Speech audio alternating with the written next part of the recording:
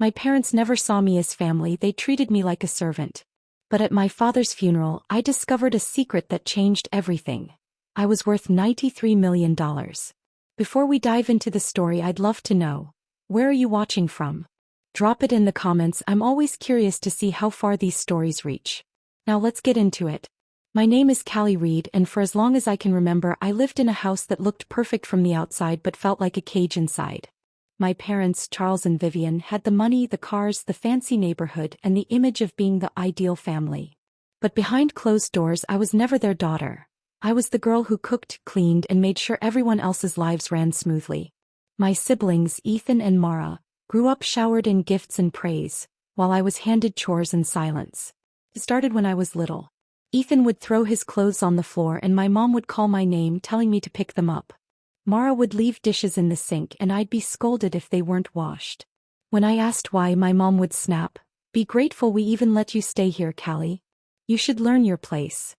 That line, "learn your place," was repeated so often that it became branded into me. At school, people thought I came from privilege because of where I lived. But they didn't see me running home to vacuum carpets, scrub bathrooms, and fold laundry while Ethan was out driving the car he got for his 16th birthday. I remember standing at the window one night watching Mara get dressed up for a party, laughing with friends, while I was stuck steaming her dress earlier that day. The resentment built slowly, not just from the chores, but from the way my parents looked right through me, like I was invisible, like I didn't matter. I used to dream about being noticed. I'd bring home test scores, small trophies, even drawings I was proud of, and they'd barely glance at them. Birthdays were forgotten, holidays turned into workdays for me, and whenever relatives visited, I was paraded around as the helpful one, never the loved one. My siblings mocked me openly, calling me the maid, and my parents would laugh instead of stopping them.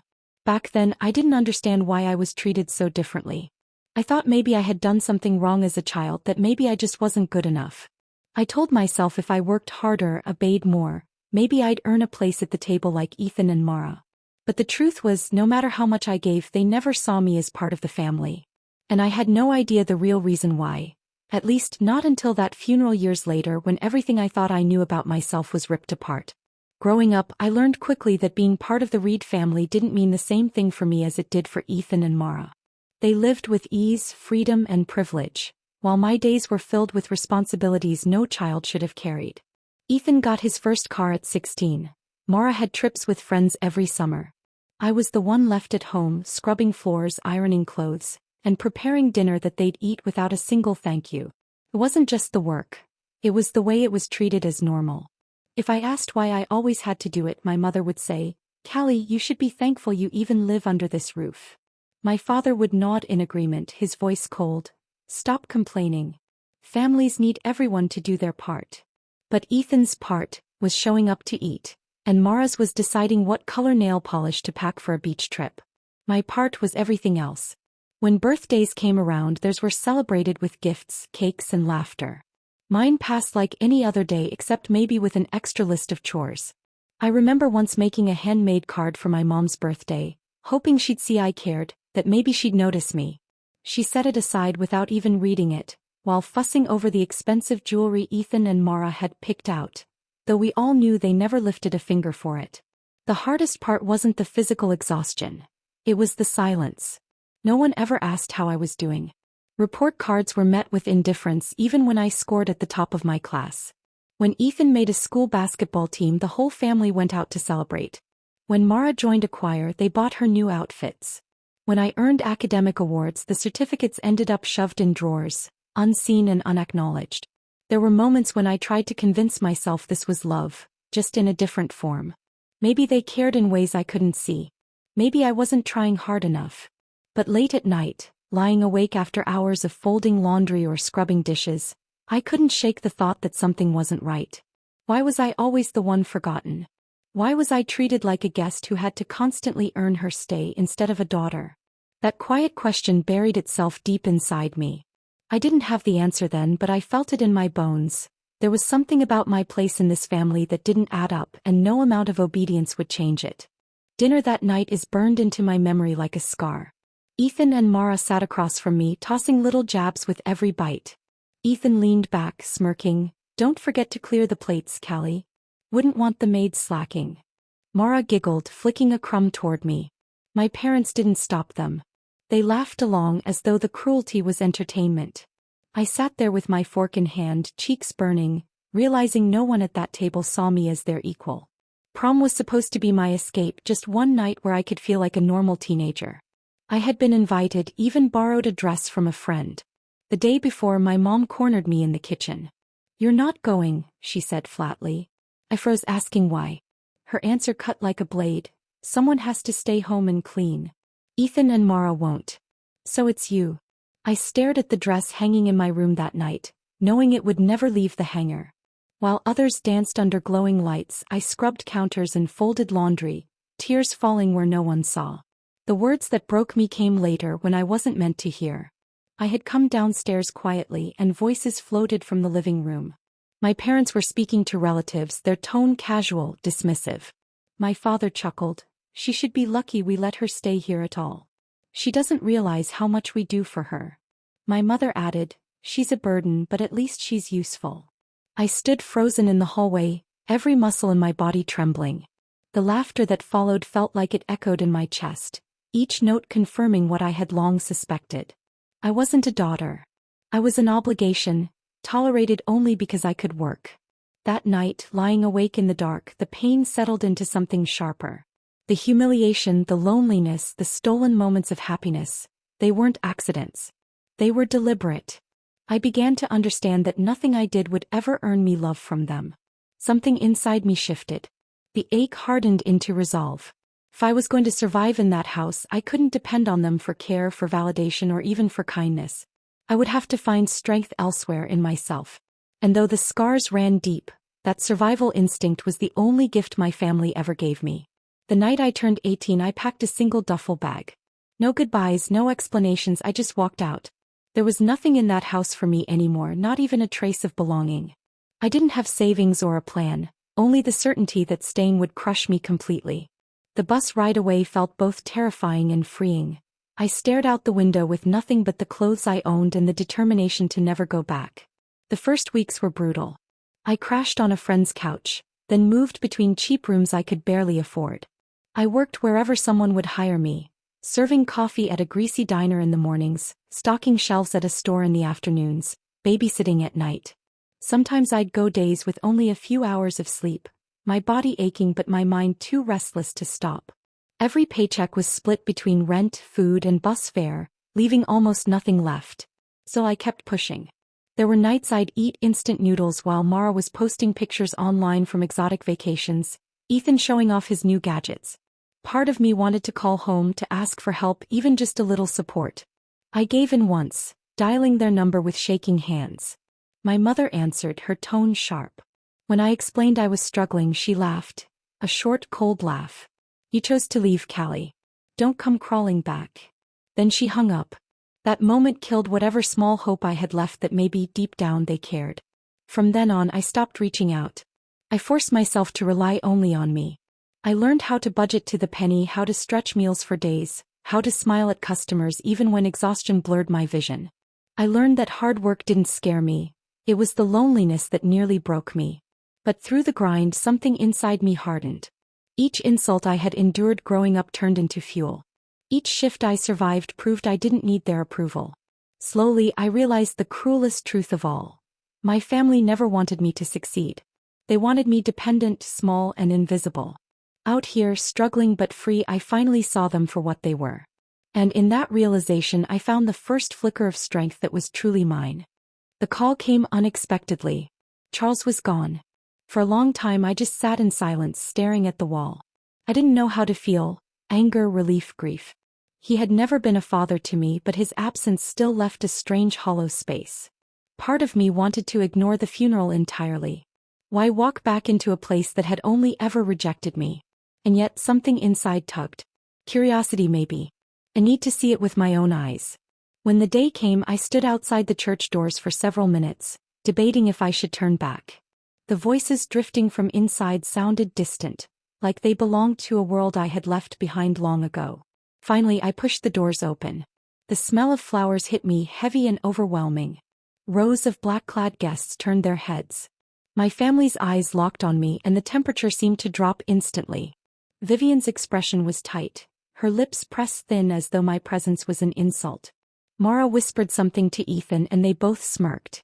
Their gaze traveled over me, my plain dress, my simple shoes, as if I didn't belong in the polished scene they curated.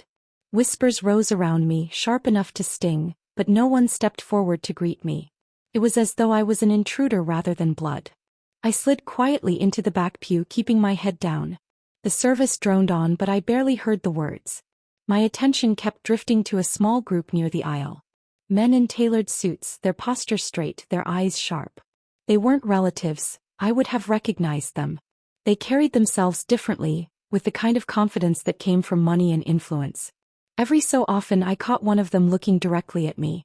Not a casual glance, but a steady, deliberate stare. It made my chest tighten. Why me? I hadn't spoken to anyone from that world in years. There was no reason strangers should care if I showed up to a funeral. I shifted in my seat, trying to ignore the sensation of being studied, but the unease only grew. My family continued pretending I didn't exist, their focus fixed on appearances and condolences. Yet in the corner of my vision the suited men never wavered. By the time the service ended I knew something was off. I couldn't explain it, but deep down I felt it. The reason I came wasn't just curiosity. Something bigger was waiting, and it was connected to those eyes watching me. When the service ended I slipped out quickly, hoping to avoid the glares and hushed voices. I was almost at the steps when a man in a dark suit approached me. He introduced himself as Mr. Halpern, a representative from a law firm. His tone was calm but carried a weight that made me stop. "Miss Reed, could I have a moment of your time?" Something about the way he said my name felt deliberate, as though it meant more than I understood. He guided me toward a quiet room away from the crowd. My family noticed, their eyes narrowing, but none of them followed. My pulse quickened as I sat down across from him. He opened a leather folder and studied me carefully before speaking. "What I'm about to tell you may come as a shock." I braced myself, though nothing could have prepared me for what came next. "Charles Reed was not your biological father," he said evenly. My breath caught. For a second the words didn't register. I blinked at him, trying to process. Not my father. The man I had lived under, endured, and feared all those years. He wasn't even mine by blood? Before I could ask anything, Mr. Halpern continued. "Your real father was Richard Hale." The name hit me like a foreign echo. He explained that Hale had been a wealthy businessman, private and rarely seen in public, but with significant holdings. And then came the blow that nearly knocked the air from my lungs. Richard Hale had passed away. In his will he left his entire fortune to me, an estate valued at $93 million. I sat frozen, my hands trembling in my lap. 93 million. It sounded unreal, like words out of someone else's story. I shook my head, whispering that there must be a mistake. But Mr. Halpern assured me there wasn't. Every detail had been verified. Richard Hale had chosen me and only me. My thoughts spun wildly. Questions crashed over me. Why hadn't I been told? Why keep something like this hidden? Then, in a quiet tone, Mr. Halpern added one final truth. Your family was aware of this all along. They kept the information from you. The room seemed to tilt. Memories of being told I should be grateful, of being treated like a burden, flashed before me. It wasn't just cruelty. It was control. They had denied me my identity, my inheritance, my right to know who I really was. All the pieces I could never fit together finally made sense. And the betrayal cut deeper than anything I had ever imagined. The moment the truth reached them, the atmosphere turned electric with fury. Vivian's face twisted, the careful mask she wore in public slipping away. "This is absurd," she spat, her voice sharp enough to cut. "After all we've given you, after everything we've done for you, you dare sit there and claim what isn't yours?" Her words were laced with venom, but what stunned me most was the sheer audacity. She acted as though I had stolen something from her. Ethan slammed his hand against the table, eyes blazing. "You don't deserve a cent of it, Callie. You never contributed, never mattered. You think you can waltz in after years away and walk off with millions? That's ours. That should have stayed in this family." His anger radiated like heat, filling the room with a dangerous edge. Mara leaned forward, her voice dripping with contempt. "You've always been nothing. Don't start believing you're suddenly important because of some paperwork. Hand it over. Be smart for once." Her gaze pinned me down, daring me to argue. They circled me like predators, their words shifting from outrage to manipulation. Vivian clutched her chest dramatically, her tone turning theatrical. Do you have any idea the sacrifices we made to raise you? The food, the roof, the clothes? You owe us, Callie. Without us, you wouldn't even exist in this world. That money is repayment for everything we endured because of you. Ethan leaned closer, his jaw tight. You're not strong enough to handle this. You'll blow through it, waste it. Give it to us and we'll take care of it. We'll make sure it's used properly. Then the threats began, subtle at first. Mara hissed, you don't want to make enemies of your own blood, do you? Ethan's fist tightened, his voice low. If you keep this, don't expect to be safe around us. My hands shook under the table. Their voices clashed around me, loud and venomous, drowning me in waves of rage and guilt. For a moment I felt like the same powerless girl they had always crushed. But somewhere inside a spark ignited. My chest rose and fell rapidly, and for the first time I didn't bow my head. No, I whispered, the word trembling but real. They froze, disbelief painted on their faces. I swallowed hard and said it louder. No. I'm not giving you anything. The silence that followed was heavier than all their shouting. For once they couldn't force me back into submission. My refusal hung in the air like a weapon, and though my whole body shook, I knew this was the moment everything changed. I didn't touch the money right away. For weeks I let it sit, almost afraid it would vanish if I moved too fast. But when I finally began, every choice was deliberate. The first thing I did was purchase a place that was truly mine. No more sleeping in cramped apartments or borrowed spaces. I walked through the front door of a house that I had chosen, with walls that held no echoes of cruelty. For the first time I exhaled without fear of being ordered around.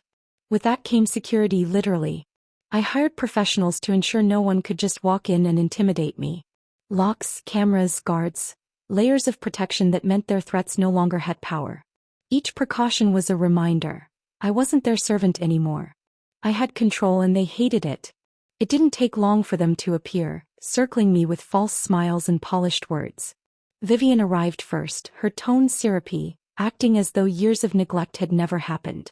You know, sweetheart, families have misunderstandings. Let's put the past behind us. Her hand brushed mine, but her eyes flickered with calculation. Ethan showed up next, pretending to play the protective brother. I just want what's best for you. Managing money is hard. You don't need that stress. Let me handle it. The words were almost laughable, but he spoke them with practiced sincerity. Mara came too, crying on cue, insisting she wanted a relationship. I miss having you around, she sniffled, dabbing her eyes. We should be sisters again. But the moment she thought I wasn't looking, her expression hardened into something cold and greedy. They underestimated me. They thought the same girl who once scrubbed their floors would fold under guilt. Instead I played along, nodding, letting them talk. What they didn't know was that every word was being captured. Hidden devices recording their promises, their manipulations, even their not-so-subtle suggestions that I share my inheritance. Behind my calm smile anger brewed, but it was steady now, controlled. Each recording was proof, each meeting a step closer to turning their own tactics against them. They had used me for years, twisting the truth, making me question my worth. Now I was the one holding the evidence of who they really were.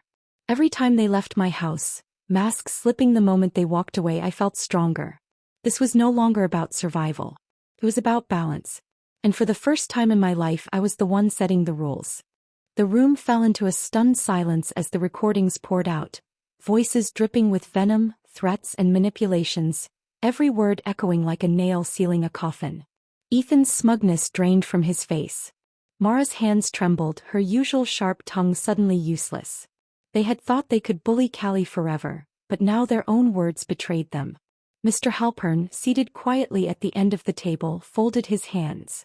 This is more than enough, he said evenly, his eyes moving from Callie to the others. Your behavior proves intent. Any request for financial support from her will be legally indefensible. Vivian's composure cracked. Her voice rose, desperate, shrill. You don't understand, I sacrificed everything to keep her here. If she had known the truth she would have left. I did what I had to do to keep a claim. The confession hung heavy in the air. Vivian didn't realize until it was too late what she had admitted to. Her words stripped bare every false smile, every cold command disguised as parental authority. She hadn't loved Callie, she had calculated her existence like a pawn on a chessboard, only useful if fortune ever appeared. Callie's heart pounded, but her voice was steady. So that's it. I wasn't your daughter, I was insurance. Vivian's tears didn't move her. Ethan muttered something about being cheated, and Mara swore under her breath, but none of it mattered anymore. The mask was gone. The game was over. For the first time, Callie saw the truth without the fog of guilt or longing. She had never been family in their eyes. And now they would never be family in hers. Callie didn't look back when she signed the final papers severing all ties. No calls returned, no visits allowed, no second chances. The house she bought stood tall and private, guarded by her own rules, not theirs. Her money no longer sat idle. It became fuel for something greater. Scholarships, shelters, programs for children who knew the sting of neglect and silence. Every dollar placed with purpose, every action a refusal to let her past define her. Her nights were quiet now, but not empty. For the first time she could breathe without bracing for orders or insults. She could choose where to go, who to trust, and what her tomorrow looked like. The chains they forged for her had been melted down into stepping stones. The faces of Ethan, Mara, and Vivian faded into nothing more than lessons, not scars. Their names no longer carried power, only a reminder of how far she had risen. Callie stood on her own ground, not as someone's servant or placeholder, but as her own person at last. For the first time in my life, she whispered, the words tasting like victory, I wasn't a servant, a burden, or an afterthought. I was free. And $93 million richer. Do you think I was right to cut them off completely, or should I have given them another chance? I'd love to hear your thoughts in the comments. If you enjoy stories like this, subscribe and stay tuned.